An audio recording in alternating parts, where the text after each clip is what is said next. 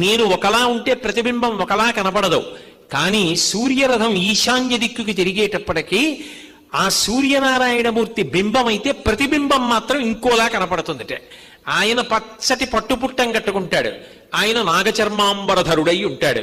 బింబము ప్రతిబింబము ఆయనే ఈయన, కానీ ఆయన ఈయన రెండు రూపాల్లో కనపడతారట. ఓ శివ, నువ్వే నేను, నేనే నువ్వు, కానీ రెండుగా కనపడుతున్నావు, ఇది చమత్కారం అని ఇద్దరు నవ్వుకుని మళ్ళీ తూర్పు దిక్కుకి తిరిగి రథం బయలుదేరుతుందిట. అసలు సూర్యరథ గమనం మొదలయ్యేటప్పటికే అంత గొప్ప ఆశ్చర్యకరమైన సన్నివేశం. అసలు ఎలా ఊహ చేశాడో మహానుభావుడు. ఒక అద్భుతమైన మాట అన్నాడు.